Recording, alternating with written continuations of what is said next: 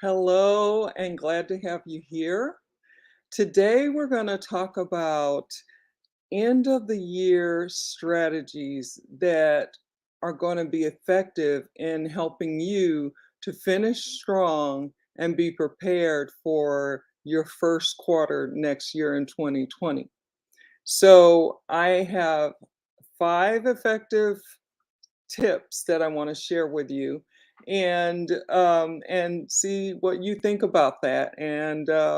So please chime in, let me know what you think, as well as let me know where you're coming in from, and we're going to go on and get started.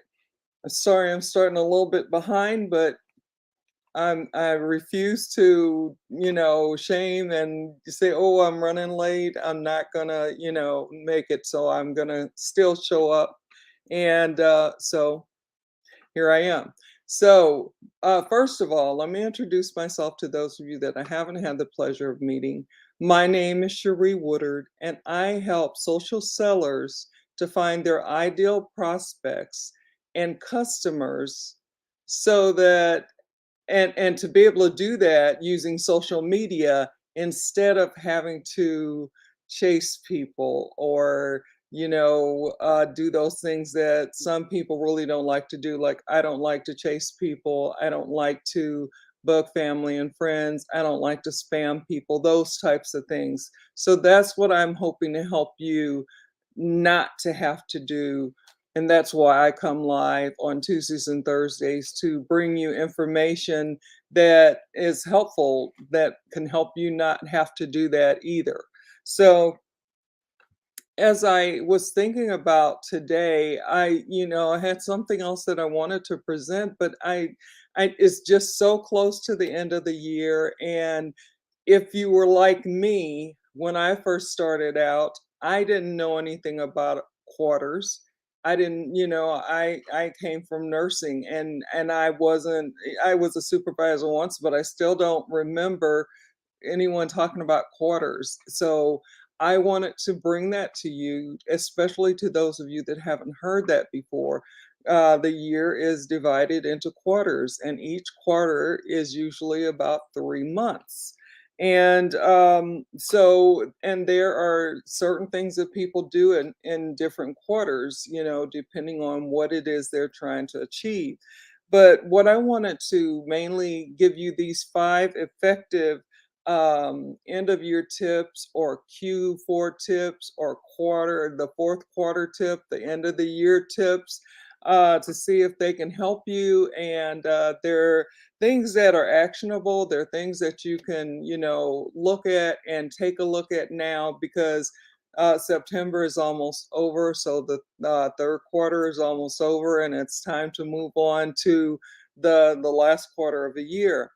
And I really want to make this this is really important, and this is something that I learned in the company, one of the companies that I'm in, which is an educational and mentorship company. And I learned that what it was important, how, it's not that you can't take a vacation, but you have to make sure you have everything planned out.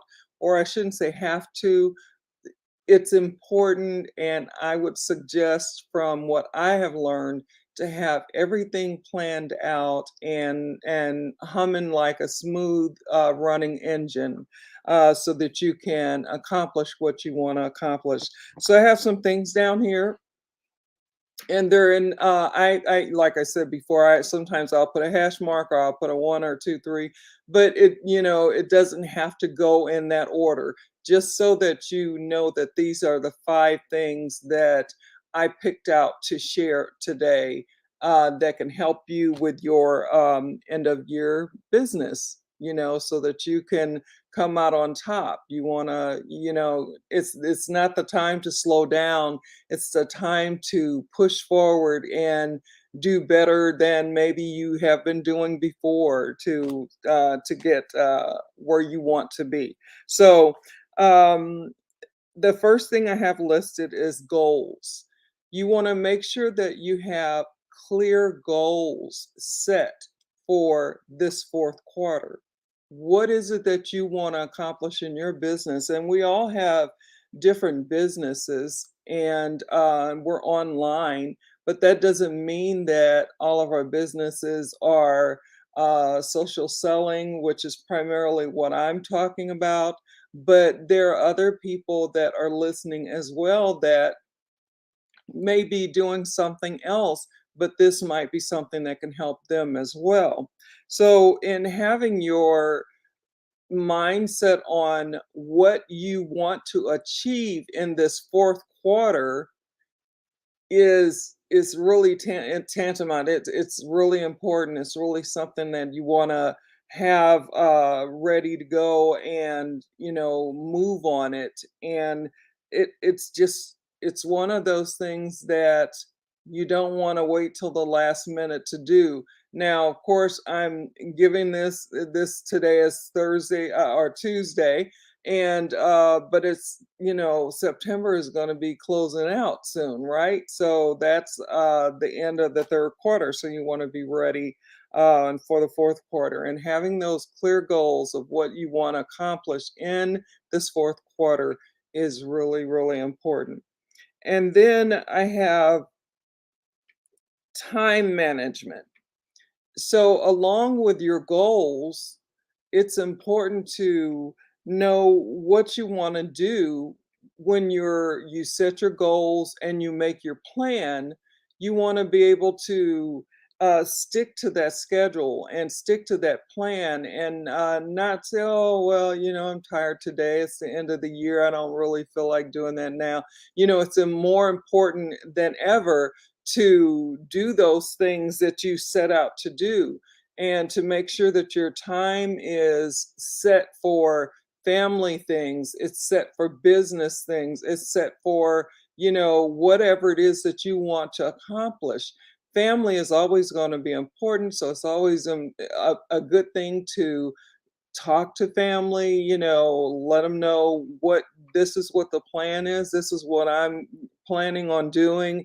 And but I did not forget about family. So, this is what I have in here for us, such and so on and so on. Communication of that is going to be really, really important.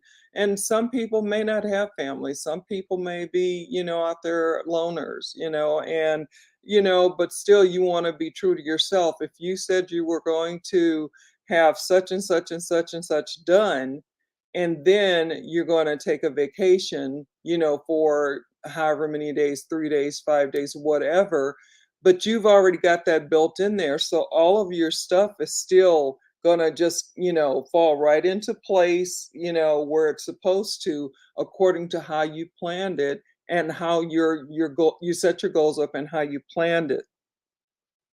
Now, the other thing is to make sure to celebrate your big wins, your small wins, celebrate all wins. And that helps those team members that are associated with you, feel good about what they've done so far and how much more they can do and how much better they can do.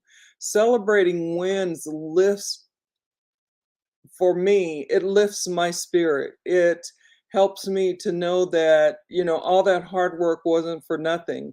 It helps me to see, that I'm what I've done and what I can do.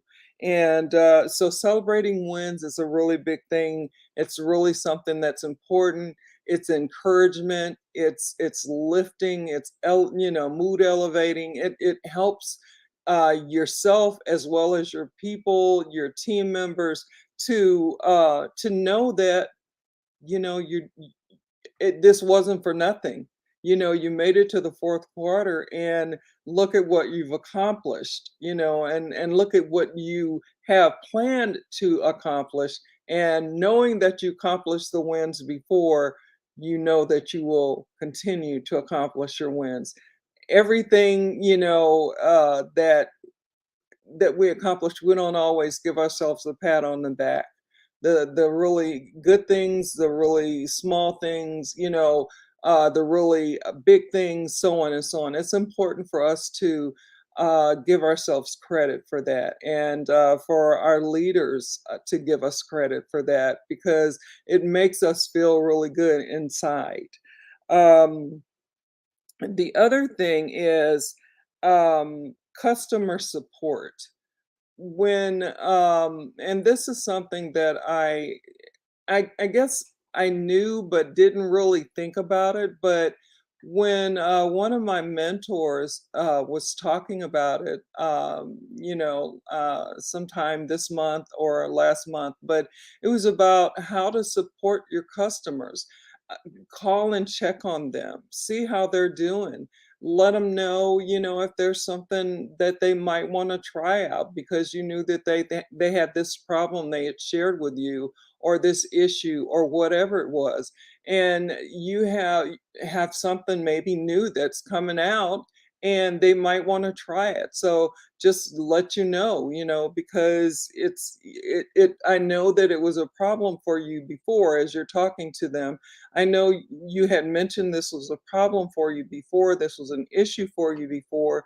Well, believe it or not, now we have such and such. So if you want to try it, just let me know. No pressure, just let me know, because I thought about you when we were working on this, and now it's out. So, just letting people know what's going on and what might help them.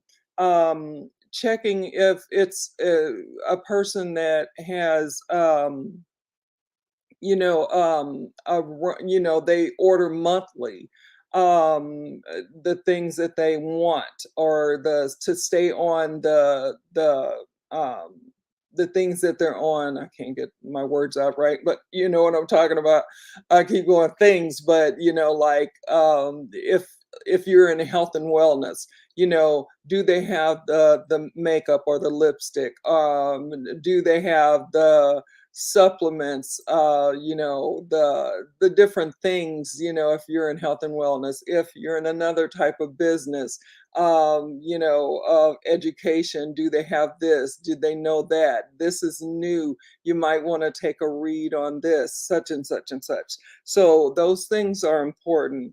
And then the last thing I'm going to share is, it's important to not drop off your engagement, as far as talking to people and going to people's personal profiles, and saying, hey, how you doing, I love this such and such, whatever that is. You don't want to um, just stop off, or slow down. You want to, if anything, do more of that. And you know by as you're talking, having a conversation, conversations are very important, and they may remember, that person really seems on the up and up. They're really checking on me to see how I'm doing. They're really wanting to just kind of say hey, and see if I need anything, or see how things are going for me. If I need there's a sale on, and I just want to let you know because I know that you do this monthly, and but there's a sale on it this month, or something like that. So those things are the five things that I have listed, that I think are important, that I think are something that we can do to just better the relationship, to grow in trust, and to grow in, you know, being someone that they feel like they can count on. Maybe they order monthly, and they forgot, and you happen to call to check on them and say, hey, have you been taking your supplements daily, or whatever.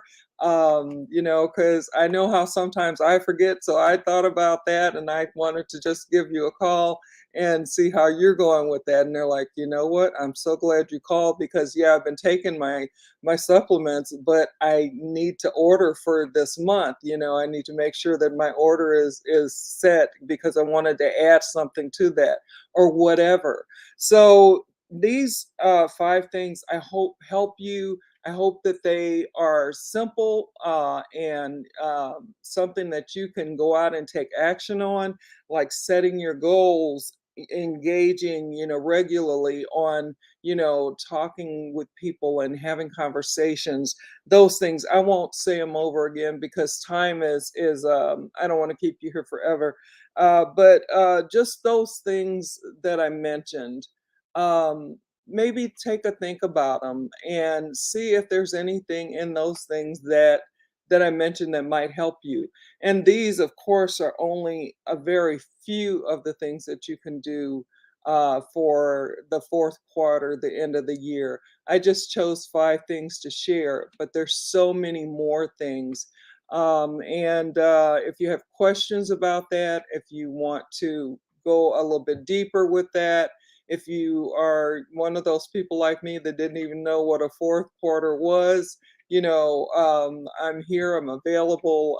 You can always get me on Messenger, and I can hopefully answer your question and give you more tips if that's what you need to help you to be able to move forward to this fourth quarter and be successful and do what it is that you want to do, that you're clear about, and that you get there. So I'm going to go on and get off of here. Today is our clubhouse, and for me it's 5:30 p.m. And that's Central Standard Time or Central Daylight Saving Time. So look that up for you, see what it is for you.